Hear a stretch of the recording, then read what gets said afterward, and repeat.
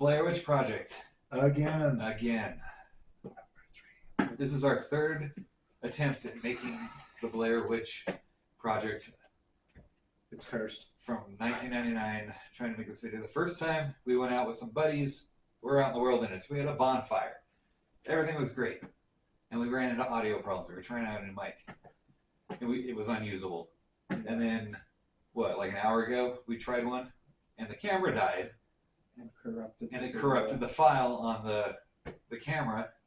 And I couldn't recover it. I tried recovery tools and everything.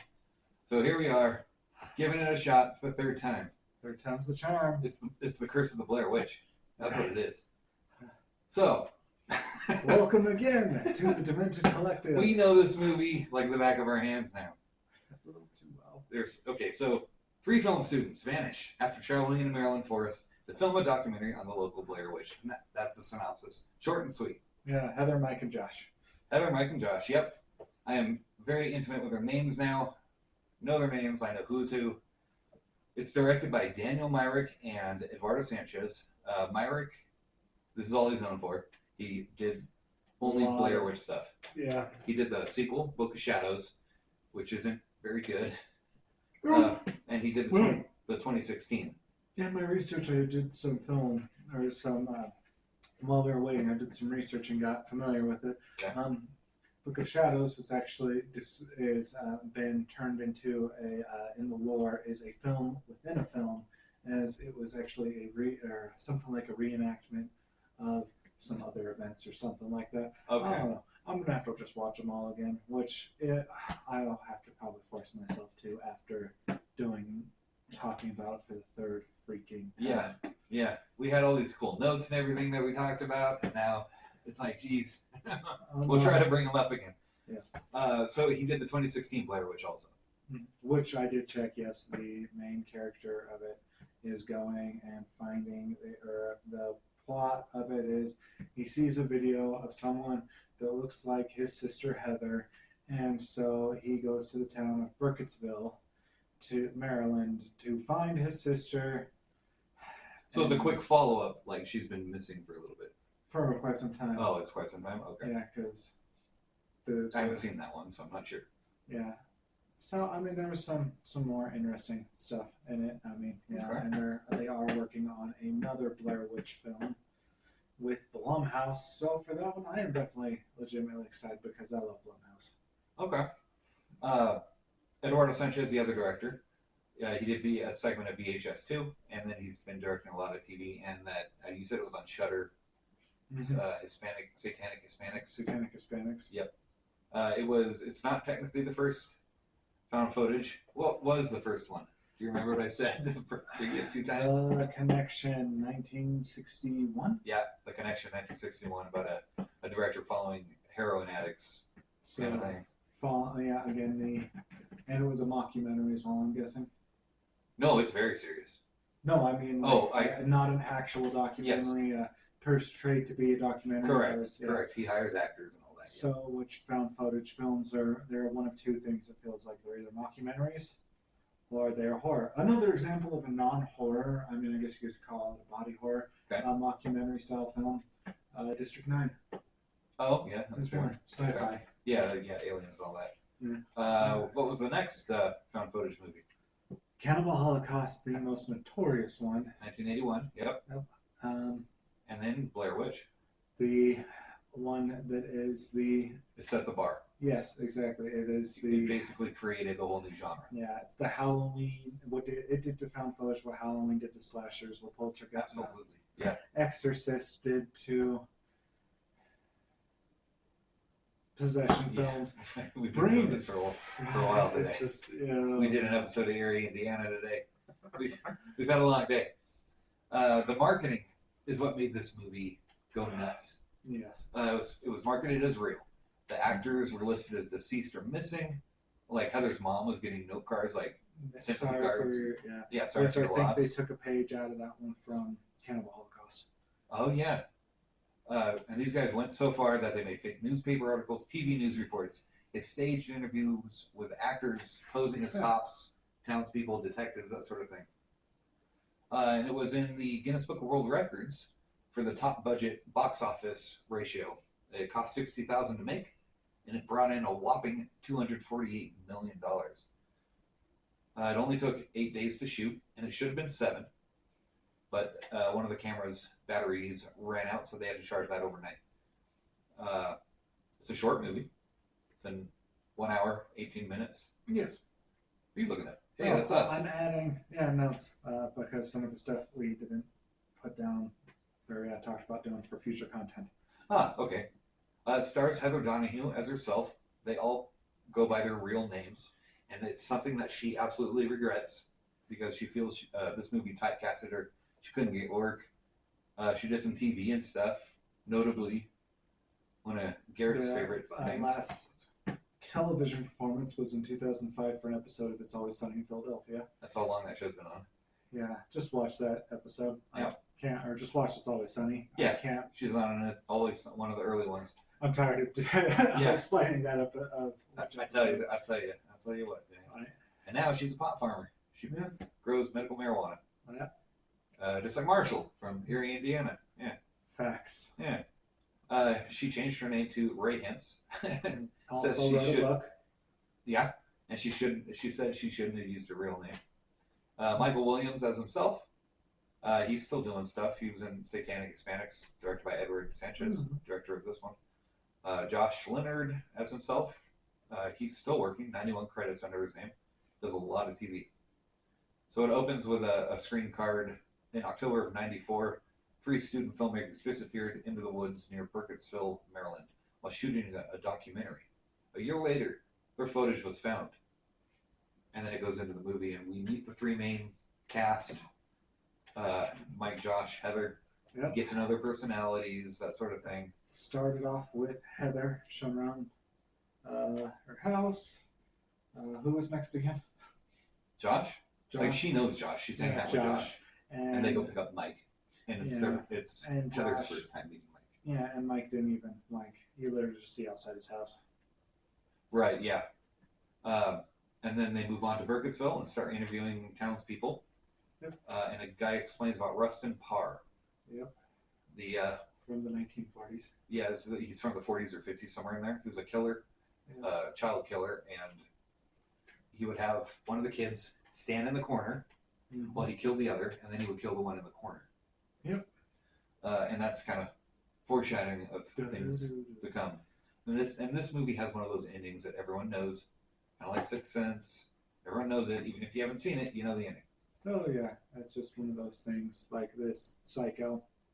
Yeah, everyone knows the Psycho, at least that one scene, and they know that I'm pretty Norm sure. and his mother is all that. Yeah, and then they move on to Mary Brown, and then you got who it's theorized that she's the Blair Witch because her fence Yes. is made from the same sticks and twine. Yep, it pans over the fence.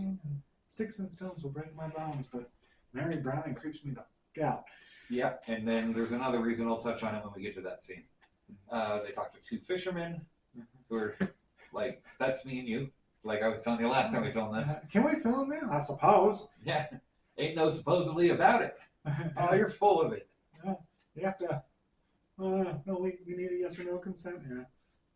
Okay. Yeah, and then they talk to them about the Blair Witch, and then they're off into the woods. And like I was saying, these are the kind of woods I like. I want to go camping in woods like this. Where we live, we have to drive a few hours to get to the kind of woods like that. Oh yeah. Because most of Wyoming, if you're not in Yellowstone or in the Wind River Range, it's mostly dirt. Exactly. In Yellowstone, you can't bring firearms. That's true. You're not allowed to take firearms. But I mean, if I'm going camping in woods like that, if you're going camping in the woods in Wyoming, you're going to want to take some sort of firearm for protection against bears, coyote, mountain lion. We got it all up here. Oh yeah, and also just in case, because paranoid with the supernatural. I guess some, buckshot loaded with rock. Why don't you just use bear mace? You know how windy it is in Wyoming. If he's downwind or upwind from you, you're spraying yourself. Yeah, that stream I'm sure is strong, but the wind is stronger out here. Yeah, I think we had 60-mile-per-hour gusts today. No, I believe it. Yeah, they probably should have done the freeway. Yeah, no, I'm good. You know what is less resistant to the wind? A bullet. Yeah, that's right. Especially my freaking 44. There you go. So they're into the woods and they're wandering around the woods and they find the rocks. And this is where the Mary Brown theory comes in, because she was telling him. Heather says, "What was that Bible story Mary Brown told us about?" And it has to do with pile of rocks, and like if you stay on that side of the pile of Not rocks. to be confused with a pile of Dwayne the Rock Johnson. Yeah, that's right. It's from Genesis, the book of Genesis. And don't go past this pile of rocks, and I won't hurt you. Don't, you won't hurt me. And it's kind of an agreement type of thing. So that's what some people think. It's a fan theory that Mary Brown is. I mean, I'm whatever. a fan of Genesis, but that must have happened after Phil Collins. And the lady who played Mary Brown, they just picked her up at a college. Oh yeah, you're doing the whole Phil Collins thing. Yes. It would have been funny that the last First time around, but I'm sneaking it in again. Damn it, I don't care. I like it. Yeah. Okay, so it's nighttime and they're hearing noises at night, and it's starting off pretty mellow. Yeah. And that's it. Daytime comes and they're lost, but Heather doesn't want to say they're lost yet. Nope. She's got that strong-headed, we can do this kind of thing. Strong female lead. Yep. Nighttime again. Dig it. And they're hearing noises and crashes in the woods now. So it's getting louder. Yep. And this is the production crew and the directors out there breaking branches and stomping around and stuff. And this whole movie was improvised. Oh yeah. There's no script. There's they had a plot line, like an outline, guide. a guide of where they this need is to what go. we want you to do. Yeah, This is what you're doing. but This you're is winging what we it want you to do. most of the time. Oh yeah, which honestly probably makes it why this is one of the most iconic films. When the cast was auditioning, Yeah. they didn't audition off a script, reading lines. They had to improvise. So as soon as they walked in, I read the one on Heather. They asked her if you were getting out of prison today, or being let out of prison today, what would you say? And she just immediately replied, "Don't let me out," something like that. And then they hired her. So if you took, they'd let you go if you took too long to reply, or something like that. So that means you're not good at improvising. I'll have to friends. What would you say? All right, cool. It's about time. Jeez. So they're wandering around. They find a pile of, we're still at nighttime. They're hearing the noises crash, and they find a pile of rocks by their tents because they had to run out because they got scared. And then they come back at daybreak and they find rocks by their tents. Oh yeah. And then the map is missing because the director told Mike to get rid of the map. Lose it. Yeah. Wandering around. As they slowly lose it. Getting pissed at each other. Yeah, exactly. They're all Also starting to lose it. starving because they're slowly giving them less and less food. All the Squid Games. The directors would feed them less and less each day to make them piss off at each other more. Oh, smart. Borderline torture. So now they find the large stick figures hanging from the trees, made out of that stuff. Yeah, the gate. Of Mary Brown's gate, yeah. Yeah, and twine. And now they're starting to really freak out. Do. Yeah. And then nighttime hits. They wake up, hearing noises, like kids making noises, crying, laughing, and then the tent starts getting shook. Yep. And they were legit scared. They didn't know that was supposed to happen. And it's the directors and a couple assistants shaking it. And they run for it. And Heather sees something and yells, "What the fuck is that?" And it was supposed to be the Blair Witch. You're supposed to see the Blair Witch in this movie. But Josh was supposed to pan the camera to a crew member in a white gown with a black cover on their head. So you'd only see the white gown down. Yeah. But he forgot to pan over, and they didn't film it again. So they just went with what they had. Which is good. I mean, again, it leaves it more up to the imagination. Plus, the later Blair Witch 2016, where they actually show probably is. It's a quick glimpse in that one. Yeah, well, it's still definitely more terrifying because it's one of those. I wouldn't say jump scares, but a nice reaction of, again, like, what the fuck was that? Yeah. You don't want to linger on some paranormal crazy entity for too long, or you linger on for too long. Exactly. It does. Those quick shots. Oh boy. But I'm glad they didn't add it. I'm really glad they didn't. Let my head come up with what she's looking at. Yeah. I like that more. The unknown is, way more. So morning It's very comes, human psyche. and they go back, and everything's trash. They're all pissed off at each other now. They're hungry. They're wandering during the day. And like we were saying, nothing happens during the day, mostly. No.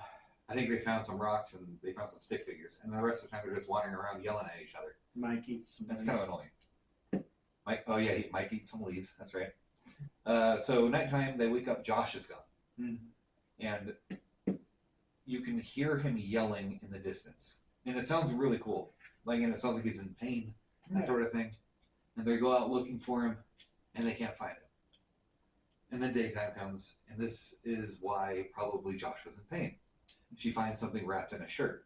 It's Josh's teeth, hair, and blood. Actual hair. It's actually Josh's hair. They cut off some of his hair, With and it's fake blood. real teeth. Yeah. The director had a dentist buddy, and the blood's fake. I'm sure. Oh yeah. Who knows? Maybe like, you know what? Let's just go all out. Heather was That's not sanitary. Heather didn't know she was supposed to open it. So to open up the cloth, like the shirt or whatever. So she just got up and walked away, and the director told her, "Hey, go back there and open that stuff and film it and everything."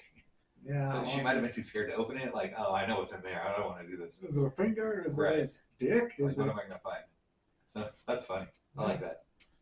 And then they're wandering some more. Oh boy. Nighttime. Famous scene of Heather holding the camera to her face and apologizing. Yeah. That they redo with Sherry O'Terry does it in Scary Movie Sherry O'Terry. from Saturday Night Live. Sherry O'Terry. Scary Sherry O'Terry. There you go. Scary Sherry. Psych.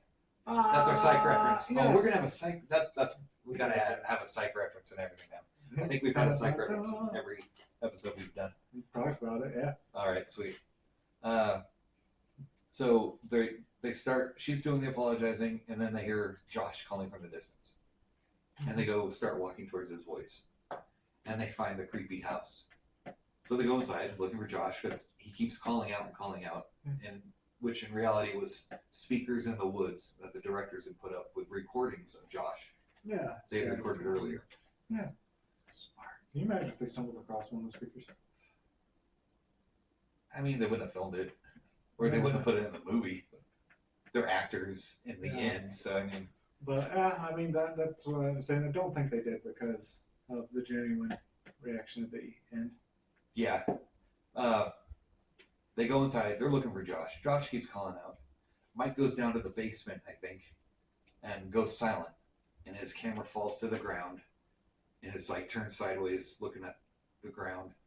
And then Heather's shrieking, like terror shrieks, Blood curdling. as she goes downstairs. Legitimately, yes. Yeah, she's legitimately freaked out. This ending scene messed her up in the head for a while. It gave her like PTSD. She was hyperventilating, panic attacks. Happens to numerous actors, and yeah, it can be. Yeah, and she goes downstairs, and Mike is standing in the corner, with looking into the corner. Heather gets knocked out, or bashed in the head. I'm assuming. Camera falls. Credits. Mm-hmm. No music in the credits. No, just grungy industrial ambient Just like sounds. like a clanging kind of sound. Mm-hmm. It's really cool that they didn't have music. That would have killed the ambiance of it. Yeah, and also adds to the documentary style vibe. Yeah, absolutely. There are 4, and that's the end of the movie. So here's some quick trivia. There are 4 alternate endings to this. You can go look them up on YouTube. I watched them. He hasn't seen them yet. Did you watch them? No, Okay. not yet. In that time we had between the I last. should week have, and but this I day. wanted to actually watch it on a TV or like Oh, okay. something to not Yeah. my dinky phone screen. Yeah, I watched it on my computer. One has Mike standing in the corner, and she gets closer to him with this one than in the theatrical. So it's pretty similar, but she gets closer and kind of pans around him a bit more. Yeah. And then the same inning, she gets hit, drops. Second has Mike standing in the corner, staring straight at her, looking right at her. Hit in the head, drops. Third has Mike hanging in the corner like a noose. He's hanging there. Hit in the head, drops. And then fourth one is of Mike levitating, and his arms are kind of out like that. And he's kind of forward, and he's levitating there. Hit in the head, and she drops. Yes. And those are the 4 endings. I'd say go check them out.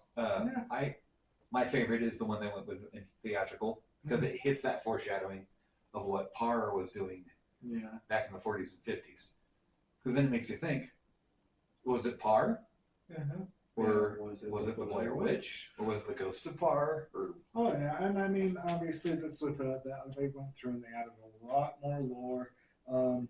They say, like in one of it, Parr allegedly claims that he was forced to do it by the Blair Witch.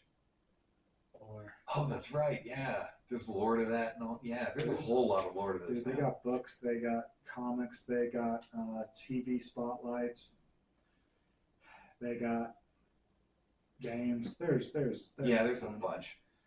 One of the video cameras they used was bought at Circuit City, and then they returned it after the 8 days of filming. Save some money on the budget. Smart. Yeah. Everything was improvised. We went over that. The reactions are genuine most of the time. Yep. The 3 actors were all the filmographer or They were the filmers. cameramen. Yeah. They were the cameramen. They shot it all. There's basically some assistants and 2 directors and the 3 actors. $60K for this freaking movie. Right. And they made so much back. The 1999-2000 hunting season was ruined by this movie because of everyone and their mom going out to try to make rip-offs of the Blair Witch Project out in the woods. So it scared all the wildlife away from the hunting grounds. Did you jackass with a handheld camera at that point? I even thought about, I didn't have a camera, but I even thought, oh, I could do this, you know. Oh yeah, anyone yeah, and that's I mean. And spoiler, we kind of have an idea for something like that. Yeah. It's all about equipment, though. Is it horror? Is it? Yeah, we'll have Yeah, to we'll have to see. Many of the Futhark, I don't know how to pronounce Futhark runes seen in the old house are reversed. Who is it? Yeah. Futhark, I think. Yeah, and It's when they're also reversed, they have a special meaning. I mean, you know, it's more dark or negative fate for the person who reads them. Apparently. It's again like the equivalent of the we talked about in the video number 1. It's like tarot cards getting flipped upside down. Right. The pentacle versus the pentagram. Pentagram is traditionally the upside down star. The pentacle is right side up. I mean, even like Nazi Germany, the swastika was actually inverted from the Buddhist symbol. Hindu. Hindu. Yeah. I was close. Over in India, you see it a whole bunch of places. It's commonly used. Oh yeah, I mean, there's a lot of symbols that are, I think actually the Dan Brown books, or the one with Tom Hanks, Angels and Demons. Yeah, I know. Yeah, Da Vinci. Da Vinci Code, whatever his name was. The main character is actually a symbologist. Studies. Yeah, that's right. I mean, I maybe watched one of them once, and I didn't like it. I was like, I'm not gonna bother with the others. Oh, that's fascinating. I still need to see Inferno, which that one just touches base on one of my favorite books of all time. The set of books, The Divine Comedy. Oh, sure. I've read those. Like Dante Alighieri. I gotta read them in college or something. Oh, well, I mean, makes sense with your theology. Right. I just... during so it's raining in one of the day scenes. Mm-hmm. And during that downpour storm, all their gear got flooded and ruined, and they couldn't contact the production crew because the walkies weren't working. So they had to use a GPS with emergency routes on it to get to a farmhouse and contact the directors. And the directors put them in a hotel to get them warm and everything. So I guess they were soaked. And then the house in the final scene is gone. It was in a state park in Pennsylvania. And so it wasn't actually filmed in Maryland. Oh no, it might have been Maryland actually. I can't remember the name of it. It was 40 miles out of Burkittsville. Oh, okay. It's a state park 40 miles out. Yeah. So they used a rundown house there, and then the state park and just tore it down a year after the movie came out. Because trespassers, people were trashing and taking souvenirs and whatnot. Yeah, doing what people do. Yeah, so they just tore it down. Didn't want to deal with it. Did they ever do that with the house in Evil Dead? The cabin? It's gone. It is probably for similar reasons. You can find the chimney. No. It was made of wood. It's just since '85, it's no longer there. Yeah, it's been 40 years now. Oh, okay, then that makes sense. Yeah, but there's some left of the chimney fireplace, and that's it. Cool. You can find pictures online. That's how I know. Like I've run across them. But that's kind of the end there. We're done. Yeah. Hopefully this one takes. and Right? If it everything does goes it right. again, it's like, you know what? No more Blair Witch. Yeah. What do you give this film after third time around? Yeah, see, after third time around, I'm tired of talking about it. So it's like, okay. But no, legitimately, I stick it at a 7 because I saw it in theaters in '99 with a buddy of mine, and then I had to go to work afterwards. It was a midnight showing. I went to work at like 2 a.m. or something like that. We were all freaked out. I think he came with me to work. Yeah. Yeah, that was wild. That was fun. Yeah. But I like the ending. Oh, and yeah, and and it makes you think everything's up here. They're not throwing everything at me. Yeah. So I get to imagine what's happening, who's hitting them, and that sort of thing. Yeah. Well, I'd give it a 6.5 still, just because part is it's the only thing that honestly works against this. One, well, I'm also not a fan of the mockumentary style found footage format of most films. Mm-hmm. I mean, unless they're, I mean, this one was done great, except for the. Oh, I'm tired of them now. Yeah. Just it's been overdone. Yeah. But this being the first one that I had seen at the time. Mm-hmm. So yeah, there are some bad ones out there. Oh yeah. You know, but I mean, no, I mean it is mockumentary done right and everything. The only thing, honestly, that is holding against it, or that is I'm giving it a slower score, is just because of all the lulls. They're the daytimes, and they're just yelling at each other. It's really annoying. I know, and I mean, again, I get that it's just it plays so well to make it seem like a documentary, but it's just it drags, and which probably makes why shooting it for the third time in a row so tedious. Right. But yeah, I mean, so I guess between two of us, 6.75. Yeah, I mean, it's worth at least checking out. Oh yeah, if you haven't seen it, see it. The lore behind it too is also helpful, but if we're just grading it on just this individual movie by itself, sure. And if you have seen it, you can go back and rewatch it and just rewatch the last 5 minutes, and you're good. That's the best part. You already know what happens at the beginning. Just go watch the last 5 minutes. Honestly, yeah. Just I mean, there are times like with the lulls, I was. At that point, I was only half. This is a theater experience movie. Oh yeah, it's like Paranormal Activity. I'm sure would do better in the theater. Mm-hmm. Like when I watched it, I mean, I tried, dude. It was me, two buddies, midnight.